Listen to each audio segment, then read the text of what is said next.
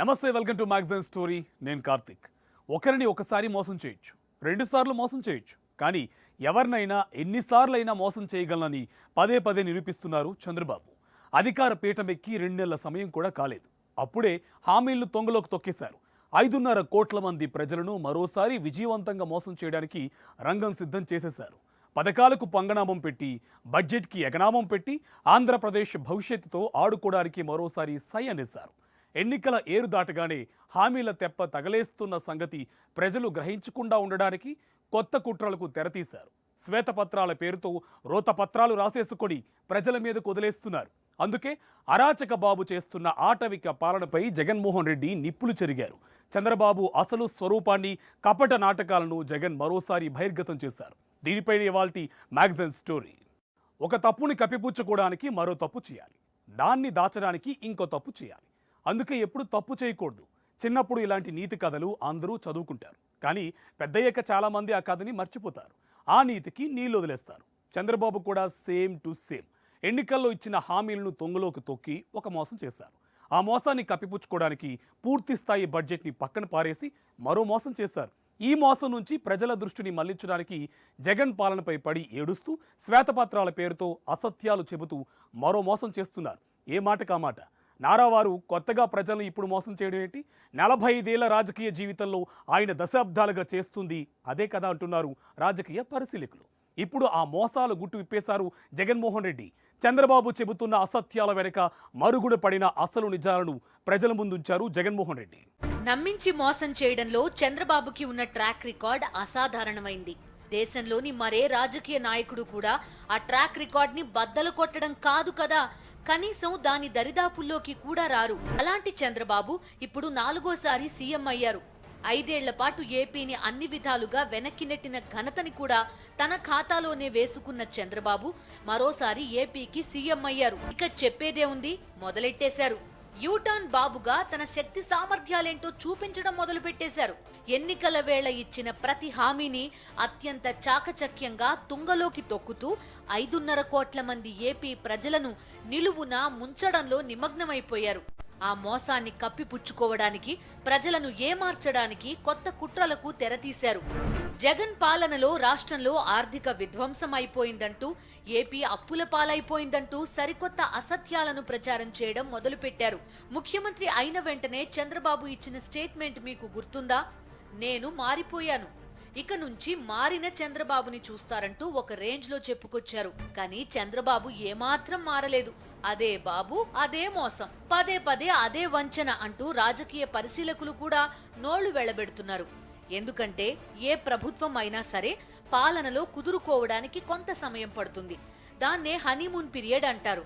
కానీ ఇచ్చిన హామీలను తుంగలోకి తొక్కి ప్రజలను వెక్కిరించడానికి చంద్రబాబు ఆ మాత్రం టైం కూడా తీసుకోలేదు. హామీల విషయంలో తాను చేతులెత్తేసిన వాస్తవం ప్రజలు గమనించకుండా ఉండడానికి జగన్ పాలనపై పడి ఏడవడం మొదలు పెట్టారు చంద్రబాబు. శ్వేతపత్రాల పేరుతో చంద్రబాబు విడుదల చేస్తోన్న రోత పత్రాల నిండా ఉన్నది పచ్చి అబద్ధాలే. ఆ అసత్యాల వెనక దాగిన అసలు సత్యాలను ప్రజల ముందుంచారు జగన్మోహన్ రెడ్డి. అరాచక బాబు ఆటవిక పాలనపై నిప్పులు చెరిగారు జగన్. చంద్రబాబు అంటేనే వంచన, గోబెల్స్ ప్రచారం. ఎన్టీఆర్ ని వెన్నుపోటు పొడవడం దగ్గర నుంచి ప్రజలను మోసం చేయడం దాకా ప్రతి కుట్ర వెనక ఉన్నది ఇవే అంటూ బాబు అసలు స్వరూపాన్ని మరోసారి బహిర్గతం చేశారు జగన్మోహన్ రెడ్డి. చంద్రబాబు ప్రభుత్వం 7 నెలల ఓట్ ఆన్ అకౌంట్ బడ్జెట్ పెట్టడానికి రెడీ అవుతోంది. పూర్తిస్థాయి బడ్జెట్ పెట్టే ధైర్యం లేని స్థితికి ఎందుకు చంద్రబాబు ప్రభుత్వం దిగజారిపోయింది? దేశంలో ఇప్పటిదాకా ఏ రాష్ట్రం కూడా 7 నెలల పాటు ఓట్ ఆన్ అకౌంట్ బడ్జెట్ పెట్టే దుస్సాహసం చేయలేదు. చంద్రబాబు ఎందుకు పూర్తిస్థాయి బడ్జెట్ ప్రవేశపెట్టలేదంటే అందుకు కారణం ఎన్నికల వేళ ఇచ్చిన హామీలను తుంగలో తొక్కడమే. పూర్తిస్థాయి బడ్జెట్ ప్రవేశపెడితే హామీలకు ఏ మేరకు నిధులు కేటాయింపులు చేస్తున్నామో చూపించాలి. అసలు హామీలు అమలు చేసే ఉద్దేశమే లేదు కాబట్టి ఓట్ ఆన్ అకౌంట్ బడ్జెట్ కే మొగ్గు చూపిందని చంద్రబాబు ప్రభుత్వ కుట్రని ప్రజలకు వివరించారు జగన్మోహన్ రెడ్డి. రెగ్యులర్ బడ్జెట్ అంటూ తాను ప్రవేశపెడితే ఆ రెగ్యులర్ బడ్జెట్ ప్రవేశపెట్టేసరికి తాను ఎన్నికల వేళ మోసపూరిత హామీలు ఏదైతే తాను ఇచ్చాడో ఆ హామీలకు సంబంధించిన కేటాయింపులన్నీ కూడా ఆ రెగ్యులర్ బడ్జెట్లో చూపించాలి. ఆ మోసపూరిత హామీలకు సంబంధించిన కేటాయింపులు బడ్జెట్లో కనపడకపోతే ప్రజలు రోడ్డు మీదకి వస్తారని, ప్రజలు గలం విప్పుతారని అని చెప్పి ఏకంగా ఆ పరిస్థితి రాకూడదు అని తాను రెగ్యులర్ బడ్జెట్ ప్రవేశపెడితే ఆ రెగ్యులర్ బడ్జెట్లో volume 6, volume 5 which talks about రాష్ట్రానికి సంబంధించిన అప్పులు ఎంత ఉన్నాయి, స్టేట్ గవర్నమెంట్కి సంబంధించిన గ్యారంటీ డెట్ ఎంత, ఇటువంటి అంశాలు కూడా ఆటోమేటిక్లీ మెన్షన్ చేయాల్సి వస్తుంది. ఒకవేళ మెన్షన్ చేస్తే తాను అబద్ధాలు చెప్తా ఉన్నటివన్నీ కూడా ప్రజలకు తెలిసిపోతుంది అని అది కూడా చేయలేని అని కూడా ఇంకొక కారణంతో ఏకంగా రెగ్యులర్ బడ్జెటే పెట్టకోకుండా చంద్రబాబు నాయుడు గారు దాటవేస్తూ ఉన్న ధోరణి. జనరంజక జగన్ పాలనను దేశమంతా శభాషని కొనియాడితే చంద్రబాబు అసత్య పత్రాలతో, పచ్చి అబద్ధాలతో జగన్ పాలనపై విషం కక్కుతున్నారు. ఎన్నికల వేళ ఇచ్చిన హామీల నుంచి తప్పించుకోవడానికి రాష్ట్రం ఆర్థికంగా విధ్వంసమైందంటూ గోబెల్స్ ప్రచారం మొదలుపెట్టారు. నిజానికి ఎన్నికల సమయంలోనే 14 లక్షల కోట్ల రూపాయల అప్పులున్నాయని అబద్ధాలు చెబుతూ వచ్చారు. కానీ గవర్నర్ ప్రసంగం వరకు వచ్చేసరికి 10 లక్షల కోట్ల అప్పు అయిందని చూపించారు. శ్వేతపత్రాలతో మభ్యపెట్టే యత్నం చేశారు. అసలు ఏపీకి ఉన్న అప్పులు ఎంతో, ఎవరి హయాంలో ఎన్ని అప్పులు చేశారో ఆధారాలతో సహా ప్రజల ముందుకు జగన్మోహన్ రెడ్డి తీసుకొచ్చారు. ఆర్బీఐ, కాగ్ స్టేట్ బడ్జెట్ ప్రకారం గమనిస్తే చంద్రబాబు 2019లో దిగిపోయే నాటికి ఏపీకి ఉన్న అప్పు 2,72,000 కోట్లు. వైఎస్ఆర్సీపీ హయాంలో ఆ అప్పు 5,18,000 కోట్ల రూపాయలకు చేరింది. గ్యారంటీలు, విద్యుత్ ఒప్పందాలు కలిపిన ఏపీకి ఉన్న మొత్తం అప్పులు 7,48,000 కోట్ల రూపాయలు మాత్రమే. చంద్రబాబు హయాంలో అప్పులు 21.63% పెరిగితే వైఎస్ఆర్సీపీ హయాంలో కేవలం 12.9% అప్పులు పెరిగాయి. కేంద్ర ఎకనామిక్ సర్వే కూడా జగన్ పాలనలో తక్కువ అప్పులు చేశారంటూ మెచ్చుకుంది. ఈ వాస్తవాలను దాచేసి హామీల అమలు నుంచి తప్పించుకోవడానికి జగన్ పాలనలో రాష్ట్రం ఆర్థికంగా విధ్వంసమైందంటూ అబద్ధపు లెక్కలు చెప్తూ ప్రజలను మోసం చేస్తున్నారు చంద్రబాబు. సంపద సృష్టించడం ఎలాగో నాకు మాత్రమే తెలుసు అంటూ దశాబ్దాలుగా చంద్రబాబు ప్రజలను మోసం చేస్తూనే ఉన్నారు. వైఎస్ జగన్మోహన్ రెడ్డి ముఖ్యమంత్రి అయ్యే నాటికి చంద్రబాబు ఏపీ ఖజానాలో మిగిల్చింది ఎంతో తెలుసా? కేవలం 100 కోట్ల రూపాయలు.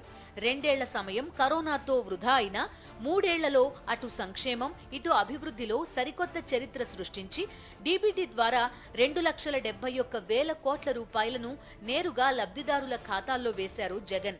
70,000 కోట్ల రూపాయలతో విద్యాశాఖలో సంస్కరణలు తెచ్చి వేలాది కోట్ల రూపాయలు ఖర్చు చేసి వైద్య వ్యవస్థ రూపురేఖలు మార్చేశారు జగన్మోహన్ రెడ్డి. వైజాగ్లో ఐటీ కారిడార్ డెవలప్ చేశారు. 4 పోర్టుల నిర్మాణం మొదలుపెట్టి సగానికి పైగా పూర్తి చేశారు. ఇంతా చేసి చంద్రబాబు అధికారంలోకి వచ్చే సమయానికి ఏపీ ఖజానాలో 7,000 కోట్ల రూపాయలకు పైనే ఉంచారు జగన్. సంపద సృష్టించడం అంటే ఏంటో ఆచరణలో చూపించారు జగన్మోహన్ రెడ్డి. అయినా జగన్ పాలనలో ఆర్థిక విధ్వంసం జరిగిందంటూ అసత్యాలు చెబుతూ హామీల అమలు నుంచి పారిపోయే కుట్ర పన్నారు చంద్రబాబు. మద్యం సిండికేట్ అనగానే వెంటనే గుర్తొచ్చేది టీడీపీని. ఆ రేంజ్లో పశ్చిమోక దశాబ్దాలుగా లిక్కర్ కేంద్రంగా లక్షల కోట్ల రూపాయలు దిగమింగింది. అక్కడ దాకా ఎందుకు? ఏపీలో మొత్తం 20 మద్యం డిస్టిలరీలు ఉంటే వాటిలో 14 డిస్టిలరీలకు చంద్రబాబు సీఎంగా ఉండగానే అనుమతిచ్చారు. జగన్ సీఎంగా ఉన్న 5 ఏళ్లలో ఒక్క మద్యం డిస్టిలరీకి కూడా పర్మిషన్ ఇవ్వలేదు. ఒక్క లిక్కర్ విషయంలోనే కాదు, భూదందాల నుంచి మొదలు పెడితే పవర్ సెక్టార్ వరకు బాబు గారి చేతివాటం అసాధారణమైనది. ఆ నీతిమాలిన చరిత్రని దాచడానికి జగన్ పాలనపై పడి ఏడవడం మొదలుపెట్టారు చంద్రబాబు. పాలన పక్కన పెట్టి మరీ ఇదే పనిలో పడిపోయారు. కానీ దాచేస్తే దాగే సత్యాలా అవి? దశాబ్దాలుగా మద్యం సిండికేట్ కేంద్రంగా తన ఉనికిని బలంగా చాటుకున్న నాయకుల్లో చంద్రబాబు అగ్రగణ్యులు. 2014 నుంచి 2019 మధ్య 5 ఏళ్ల కాలంలో ఏపీలో టీడీపీ మద్యం సిండికేట్ చెలరేగిపోయింది.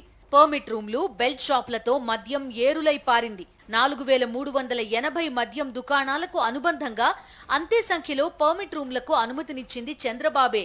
వీటికి తోడు 43,000కు పైగా బెల్ట్ దుకాణాలతో ఏపీలో చంద్రబాబు పాలనలో ఎప్పుడు కావాలంటే అప్పుడు, ఎక్కడ కావాలంటే అక్కడ మద్యం అందుబాటులో ఉండేది.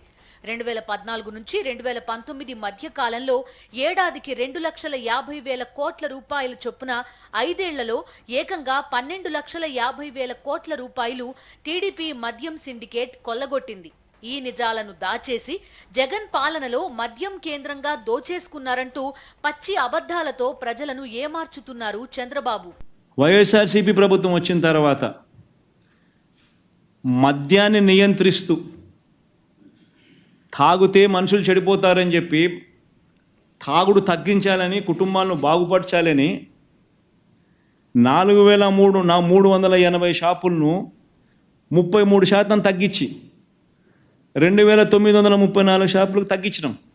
ప్రతి షాపుకు అనుసంధానంగా 43,000 బెల్ట్ షాపులు ఉంటే బెల్ట్ షాపులన్నీ పూర్తిగా తీసేసినాం, రద్దు చేసినాం.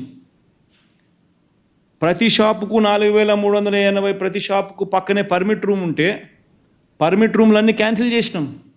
క్యాన్సిల్ చేస్తూ లాభ ఆపేక్ష అనేది ఉండకూడదు అనే ఉద్దేశంతో గవర్నమెంట్ నడుపుతూ స్ట్రిక్ట్ టైమింగ్స్ పెడుతూ లిక్కర్లో కూడా, షాపులో కూడా లిక్కర్లు రేటు పెంచి, రేటు షాక్ కొట్టే విధంగా పెంచి మద్యాన్ని తగ్గించే కార్యక్రమం వైసీపీ ప్రభుత్వం చేసింది. కోలుకోలేని బకాయిలతో విద్యుత్ సంస్థల మనుగడనే ప్రశ్నార్థకం చేసింది చంద్రబాబే. విద్యుత్ సరఫరా వ్యవస్థను సర్వనాశనం చేసిన ఘనత కూడా చంద్రబాబుదే. విద్యుత్ వ్యవస్థను పట్టాలెక్కించి పాత ప్రభుత్వ బకాయిల్ని చెల్లించింది వైఎస్ జగన్మోహన్ రెడ్డి. 5 ఏళ్ల పాలనలో ఒక్కసారి కూడా పవర్ హాలిడే ప్రకటించలేదు జగన్మోహన్ రెడ్డి ప్రభుత్వం. విద్యుత్ డిమాండ్ రికార్డు స్థాయిలో జరిగినప్పుడు కూడా ఎక్కడా సరఫరాకు ఇబ్బందులు తలెత్తకుండా చర్యలు తీసుకున్న ఘనత కూడా జగన్మోహన్ రెడ్డి ప్రభుత్వానిదే.